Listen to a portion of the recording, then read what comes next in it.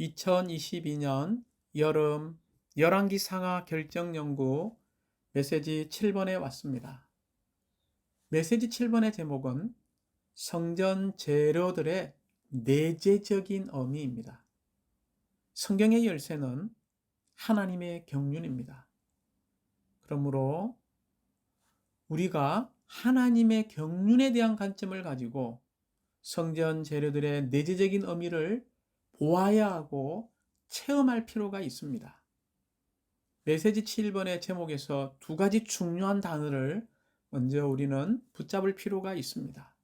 성전이라는 단어와 재료들이라는 단어입니다. 성전의 예표는 세 방면에 있어서 예표를 나타내어주고 있습니다.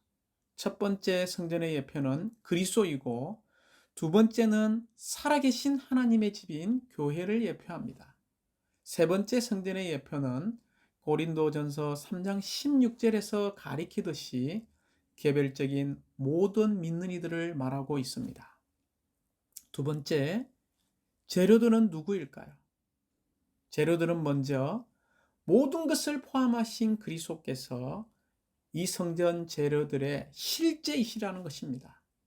그럴 뿐만이 아니라 우리의 모든 믿는 이들이 또한 하나님의 건축을 위한 재료들이라는 것을 알아야 합니다.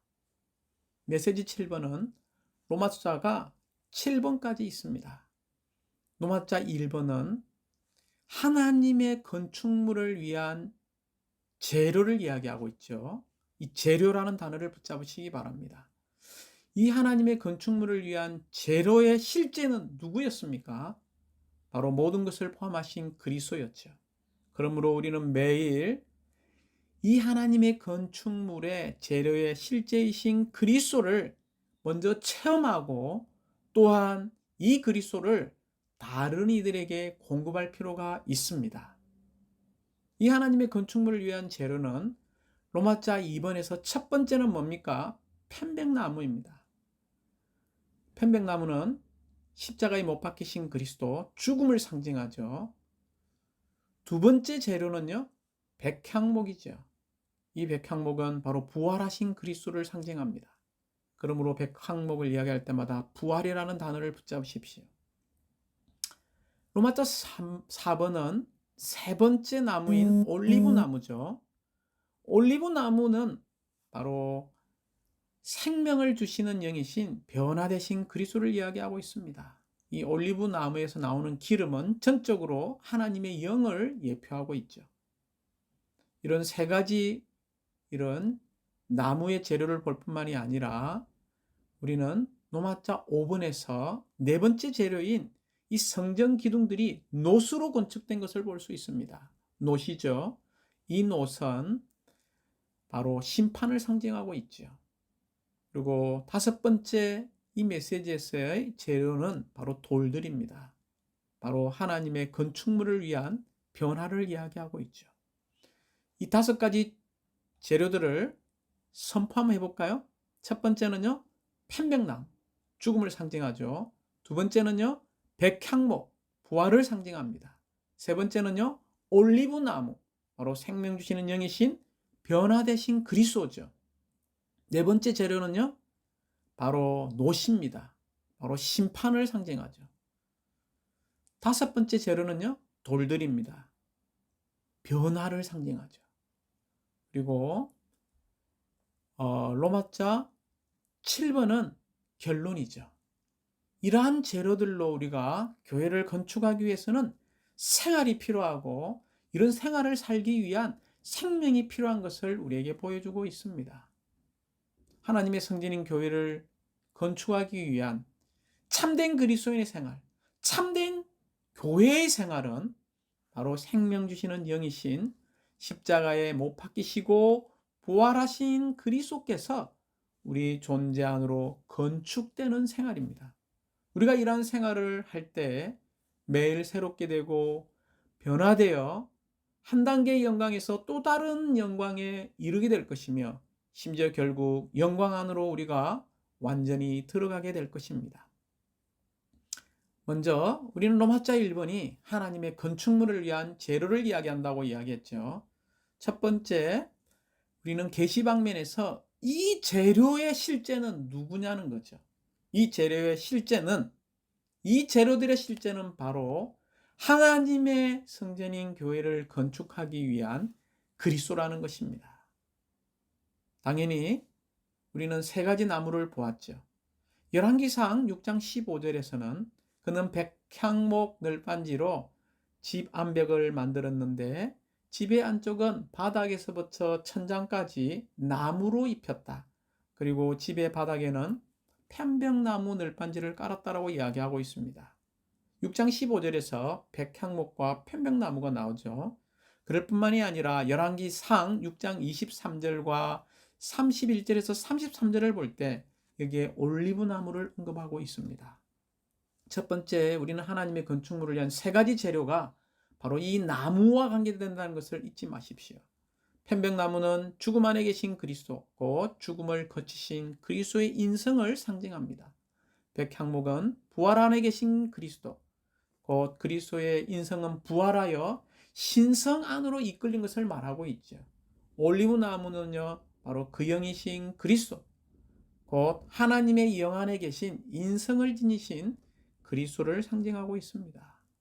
그러므로 그리스도께서 우리 존재 안으로 건축하시도록 매일매일 허락해 드릴 때에 우리는 이러한 재료들을 체험하게 될 것입니다. 노마자 2번에서 먼저 세 가지 나무 중에 편백나무이죠. 자, 편백나무의 상징은 무엇입니까? 바로 십자가에 못 박히신 그리스도입니다. 특별히 고린도전서 2장 2절은 이렇게 말하고 있죠. 내가 여러분 가운데서 예수 그리스도와 그분께서 십자가에 못 박히신 것 외에는 아무것도 알지 않기로 작정하였기 때문입니다. 라고 말합니다. 그러므로 이 편백나무의 상징이 십자가에 못 박히신 그리스도, 십자가에서 죽으신 그리스도를 상징한다는 것입니다. 이러한 계시를 먼저 우리가 보아야 하겠죠. 특별히 이 성전의 문들은 편백나무로 만들어졌고 또한 구룹과 야자나무가 새겨져 있음을 우리가 열왕기상 6장 34절부터 35절에서 볼 수 있습니다. 문들은 무엇입니까? 문들은 들어가기 위한 입구이죠. 그러므로 그리스도의 죽음은 우리 교회 생활의 입구라는 것을 잊지 마십시오. 근데 여기에 그룹이 새겨졌죠. 이 그룹은 피조물에게 나타난 주님의 영광을 이야기하죠. 또 무엇으로 새겨졌나요? 야자나무로 새겨졌습니다. 야자나무는 그리스도의 승리와 영원하며 영존하는 능력을 상징하고 있죠. 사랑하는 자매님들, 우리가 이 편백나무이신 그리스도, 십자가에 못 박히신 그리스도를 우리가 체험하기 원한다면 우리는 반드시 고난을 통해서 우리 존재 안에 이 그리스도가 새겨질 필요가 있습니다. 그럴 때 우리는 그리스도의 승리와 주님의 영광이 이 고난을 통해서 우리 존재 안에 새겨지게 될 것입니다. 그러므로 우리가 주님께 이렇게 기도하면 좋겠습니다. 사랑하는 주 예수님, 우리가 크고 작은 모든 일에서 십자가에 못 박히신 그리스도를 체험함으로써 그리스도의 영광과 승리와 그리스도의 영원하며 영존하는 능력으로 매일매일 조금씩 새겨져서 교회 입구 안으로 다른 사람들을 이끄는 화목의 사역을 수행하는 사람이 되게 해주십시오. 그렇죠? 우리도 사도 바울의 번처럼 다른 이들을 그리스도 안으로 인도하는 문이 되어서 우리가 다른 사람들을 하나님과 화목하게 하는 그리스도의 대사들이 되기 원한다면 매일매일 이 하나님의 건축 재료의 첫 번째 나무인 이 편백나무이신 십자가에 못 박히신 그리스도를 체험할 필요가 있습니다. 두 번째 재료는 백향목이죠. 백향목은 부활을 거치신 그리스도의 인성을 상징하고 있습니다. 곧 부활하신 그리스도를 상징하고 있죠. 이 왕이신 그리스도는 다윗의 집안에서 나오신 백향목이었습니다.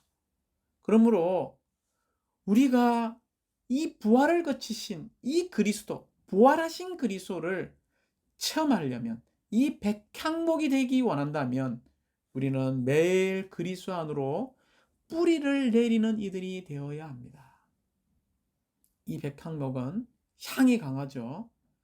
그리고 이 백향목의 특징은 뿌리를 깊이 내립니다. 그랬을 때 위로 아주 백향목이 거대하게 자라죠. 그럴 때 이 향들이 아주 멀리까지 퍼집니다.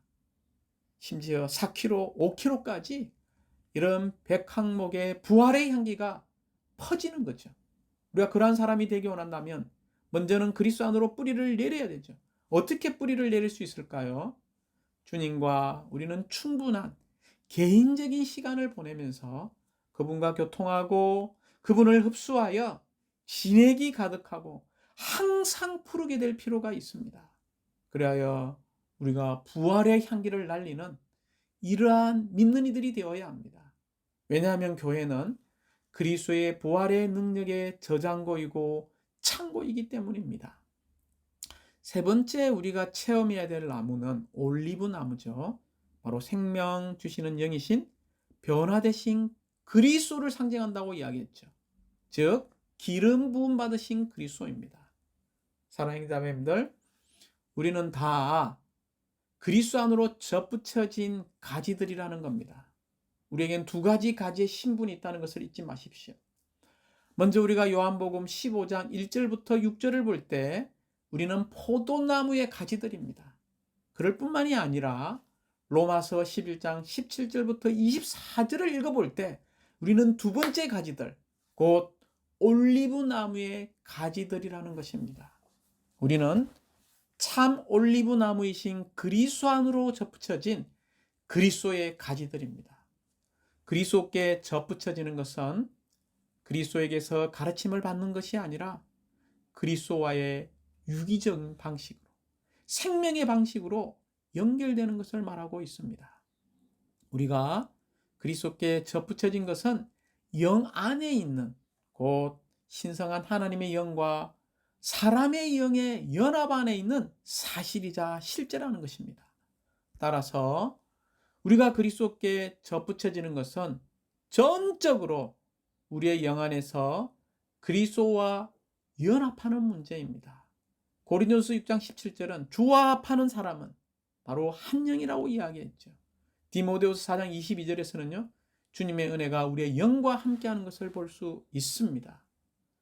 우리가 그리스도께 접붙여진 것이 어디서 일어났습니까? 바로 우리의 영 안에서 일어났기 때문에 우리는 계속해서 우리의 영을 사용할 필요가 있습니다. 오 주 예수님, 오 주 예수님, 예수님은 주이십니다. 이러한 방식으로 주님을 부를 때 우리는 우리의 영을 사용하게 되며 즉시 생명 주시는 영이신 주님께 연결되고 참여하는 것입니다.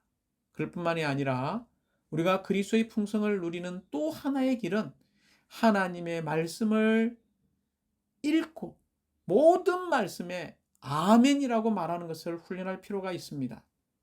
그렇게 할 때 우리는 우리의 영을 사용하고 주님을 접촉하며 주님을 누리고 기름진 것이신 모든 것을 포함하신 이 영께 참여한다는 것입니다. 이제 우리가 이렇게 참여한다는 것은 전적으로 우리가 우리의 본성, 우리의 자아를 거슬려 그리스도 안으로 계속해서 더 접붙여지는 것이죠. 우리의 옛 본성에 속한 모든 것은 사실상 주님의 이런 본성을 거스리는 생명입니다. 옛 본성은 우리의 무엇입니까? 우리의 제 본성이죠. 우리는 태어날 때부터 제 본성을 가지고 있습니다.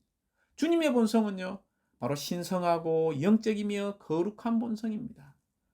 이 제 본성을 가지고 있는, 이 옛 본성, 타락한 본성을 가지고 있는 우리가 이런 신성하고 영적이며 거룩한 본성을 가지고 있는 이 주님의 본성과 하나 되기 위해서, 즉 이 올리브 나무이신 그리스도의 풍성에 참여하기 위해서는 야생가지인 우리가 첫 번째요, 잘려져야 합니다. 잘려질 뿐만이 아니라 우리는 접붙여질 필요가 있습니다. 어떻게 접붙여질 수 있나요? 실행 방면에서 서두에서 조금 전에 이야기한 것처럼 주님의 이름을 부르고 말씀을 기도로 읽음으로 이 그리스도를 체험할 필요가 있습니다. 우리가 누가복음 10장 33절부터 34절을 읽어볼 때 선한 사마리아인은 죽어가는 사람의 상처에 무엇을 부었죠? 두 가지를 부었습니다. 기름과 포도주를 부은 것을 볼 수 있습니다. 그러므로 누가복음 10장 34절에서 이렇게 이야기하고 있죠. 다가가 그의 상처를 싸매며 기름과 포도주를 부은 다음에, 이 기름과 포도주는 바로 상처를 치료하는 치료제가 된 것을 볼 수 있습니다. 내적으로 상처받고 침체되고 낙심한 사람들 속 안으로 부어져야 하는 것은 무엇입니까? 바로 기름과 포도주가 부어질 필요가 있습니다. 특별히 올리브 나무의 기름은 사사기 9장 9절을 볼 때 하나님과 사람을 존귀하게 하는데 사용된 것을 볼 수 있습니다. 이것은 그 영을 따라 행하는 사람들이 하나님을 존귀하게 하고 그 영을 공급하는 사람들이 사람을 존귀하게 한다는 것을 상징합니다. 포도나무는 하나님과 사람에게 힘을 북돋아 주는 새 포도주를 산출하기 위해 자신을 희생하시어 십자가에서 짓눌리신 그리스도를 상징하죠. 다시 한번요. 이 포도주는 하나님과 사람에게 힘을 북돋아 줍니다. 즉 희생하고 활기를 주는 생명을 공급한다는 거죠. 이 기름은 우리가 알다시피 그 영 성령을 가리킵니다. 포도주는요, 사실상 주님의 생명과 피를 가리키죠. 이 기름과 포도주의 특징은요, 눌러 짜짐으로 흘러나온다는 것입니다. 출애굽기 22장 29절은 이렇게 말하고 있습니다. 너는 풍성한 수확물과 누름틀에서 흘러나온 것을 나에게 바치는 일을 지체해서는 안 된다. 너의 아들들 가운데 맏아들은 나에게 바쳐져야 한다. 출애굽기 22장 29절에 이 그리스도인은 두 가지 면에서 우리가 주님을 체험해야 되죠. 첫 번째는 풍성한 수확물이신 이 그리스도를 체험해야 합니다. 그럴 뿐만이 아니라 우리는 누름틀에서 흘러나오는 이러한 기름과 포도주를 체험할 필요가 있다는 것입니다. 이 올리브나 포도를 눌러 짜는 것은 모두 십자가의 처리를 받는 것을 말하고 있습니다. 우리가 기름과 포도주를 산출하기 원합니까? 그렇다면 우리는 십자가의 눌러 짜짐 안에서 교회 생활하는 것을 배워야 합니다. 우리가 성령으로 충만하고 생명을 사람들에게 공급하기를 원하십니까? 그렇다면 우리는 반드시 파쇄와 눌러 짜지는 것을 체험해야 합니다. 그래야만 우리는 하나님의 집에서 하나님을 기쁘게 하는 기름을 흘러보낼 수 있고, 또한 하나님과 사람 모두를 기쁘게 하는 포도주를 흘러보낼 수 있습니다. 한면으로 교회는 당연히 사랑스러운 곳입니다. 그러나 또 다른 한면으로 교회는 포도를 눌러짜고 올리브를 눌러짜는 이런 기름과 포도주를 산출해내는 이런 누름틀이 있는 교회 생활이라는 것도 잊지 마십시오. 이제 우리는 이 세 가지 재료를 보았죠. 이 세 종류의 나무는 주 예수님에 관한 위대한 세 항목을 보여주는 것입니다. 첫째 항목은요, 주님께서 죽으신 것이고, 둘째 항목은요, 주님께서 부활하신 것이며, 셋째 항목은 주님께서 그 영이 되신 것입니다. 또한 이 세 종류의 나무는 구원받은 믿는 이들인 우리에게 우리가 그리스도와 함께 죽은 것과 그리스도와 함께 부활한 것과 그리스도와 함께 그 영, 과정을 거쳐 완결되신 모든 것을 포함한 생명 주시는 영을 받은 것이라는 우리의 영적인 체험의 세 방면을 보여주고 있습니다. 그러므로 교회 안에는 오직 부활 안에 있고 성령 안에 있는 세 사람만 있다는 것입니다. 왜냐하면 모든 사람이 그리스도와 함께 죽었고 그리스도와 함께 장사되었기 때문입니다. 사람의 타고난 능력은 결코 교회 안으로 가져올 수 없으며 또한 교회의 건축 재료가 될 수 없습니다. 오직 죽음과 부활을 통과한 것만 교회 안으로 가져올 수 있습니다.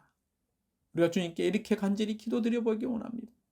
사랑하는 주님, 그 영이신 십자가에 못 박히시고 부활하신 그리스도께서 우리 존재 안으로 건축하시도록 이 시간 허락해 드립니다. 오 사랑하는 주님, 우리가 그 영이신 십자가에 못 박히시고 부활하신 그리스도를 가장 충만한 정도로 누림으로써 하나님의 성전인 교회를 건축하는 하나님의 다양한 은혜, 생명의 풍성한 공급을 맡은 선한 청지기들이 되게 하여 주십시오. 아멘. 이제 로마서 5번의 네 번째 제물은 바로 놋이죠. 하나님의 기둥들은 무엇으로 건축되었습니까? 놋으로 건축되었습니다. 열왕기상 7장 15절은 그는 두 놋기둥을 만들었는데 각 기둥의 높이가 18규빗이었고 각 기둥의 둘레가 12규빗이었다. 이 구절에서 두 놋기둥을 만들었다라고 말하고 있습니다. 기둥은 변화를 통해 이루어지는 하나님의 건축물에 대한 증거입니다. 우리가 하나님께 유용한 사람들이 되기 원한다면 끊임없이 이 놋의 상징인 하나님의 심판 아래 있는 사람들이 될 필요가 있습니다. 사실상 우리의 그리스도인의 생활과 교회 생활 가운데서 또 지체들과 함께 동력하고 활력그룹을 실행할 때 이러한 놋의 체험이 없다면 우리는 교만하게 될 것이고 자기 정당화, 자기 변명, 목양 대신 유죄 판결이 가득할 것입니다. 그러나 우리가 사랑하는 지체들과 함께 놋을 체험하는 교회 생활을 살아낼 때 이러한 모임에는 비범한 사랑, 끝없는 관용, 비할 데 없는 신실함, 절대적인 겸손, 최고의 순수함, 지구한 거룩함과 우리의 빛남과 올곧음이 가득할 것입니다. 특별히 이 기둥머리 꼭대기에 백합들과 석류들이 있는 것을 볼 수 있습니다. 한편으로 우리는 유죄 판결받고 심판받은 놋입니다. 그러나 기억하십시오. 다른 한편으로 우리는 살아있는 백합들입니다. 놋의 강조점은 무엇입니까? 갈라디아서 2장 20절에 있는 것처럼 내가 아니요를 의미하는 것이 놋입니다. 백합화는요 오직 그리스도를 의미하고 있습니다. 하나님을 믿는 생활, 오직 그리스도임을 선포하는 것입니다. 이런 놋과 이런 백합화들을 우리가 체험할 때, 곧 내가 아니요 오직 그리스도를 체험할 때 우리는 석류들을 산출하게 되겠죠. 생명이신 그리스도의 충만함과 풍성함과 아름다움을 표현하는 우리는 석류들이 될 것입니다.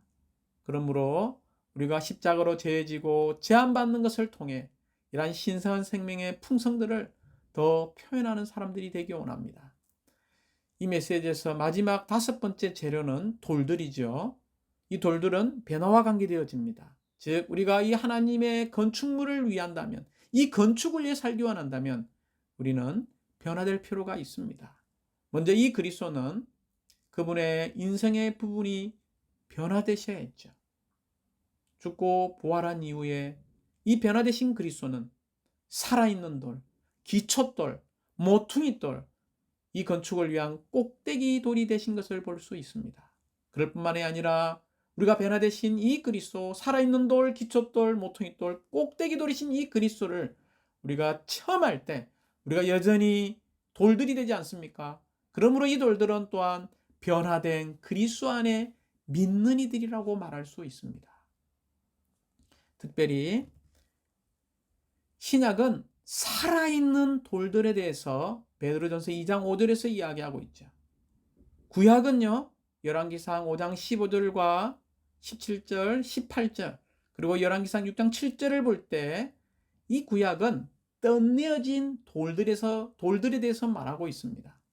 교회 건축을 위해 사용되는 돌들은 반드시 내적으로는 어떻게 해야 합니까? 살아 있어야 합니다. 또한 외적으로는요, 덧내어지는 돌들이 되어야 합니다. 우리가 내적으로 살아있다는 것은 사실상 거듭났음을 의미합니다. 그러나 돌들인 우리는 거듭난 후에도 계속해서 하나님께서 오랜 시간 우리를 떠내시도록 허락해 드릴 필요가 있습니다. 우리가 하나님의 집안에서, 교회 생활 안에서 거친 돌들이 되지 않기를 원합니다. 거친 돌들이란 채석장에서 갓 떠내어져 날카로운 모서리가 가득한 돌들을 말하고 있습니다. 그러나 우리는 이 거친 돌들이 어떻게 되어야 할까요? 외적으로 떠내어지고 우리의 이 날카로운 모서리들이 다 날아가야 합니다. 그럴 때 우리는 건축할 수 있고 동력할 수 있고 함께 봉사할 수 있고 영적인 전쟁을 수행할 만큼 충분히 이런 안정적인 변화된 돌들이 되게 될 것입니다. 성전의 건축 재료는 우리가 보았듯이 세 가지 나무를 보았죠. 그리고 무엇을 또 보았습니까? 노소를 보았고 돌들을 보았습니다. 먼저 나무는 죽음과 부활을 의미한다고 이야기했습니다. 노선요, 바로 하나님의 심판이죠. 이런 하나님의 심판은 어디서부터 먼저 일어나야 합니까? 우리 자신에게서, 믿는 이들 안에서 먼저 일어나야 합니다. 세 번째 돌은요, 사람이 안으로는 거듭나야 하고 밖으로는 파쇄되고 처리받아야 함을 강조하고 있습니다. 특별히 우리의 교회 생활은 죽음과 부활을 통과한 사람들이며 또 하나님의 심판을 받음으로 이런 하나님의 생명을 소유하고 있고 처리받은 사람들이라는 것입니다. 그러므로 무릇 처리받지 않은 사람은 거듭났을지라도 건축될 수가 없다는 것입니다. 우리가 어떤 행자매들의 상태를 볼 때 그들이 돌이 아니라고 말할 수는 없습니다. 그러나 그들은 갓 떠내어진 돌과 같습니다.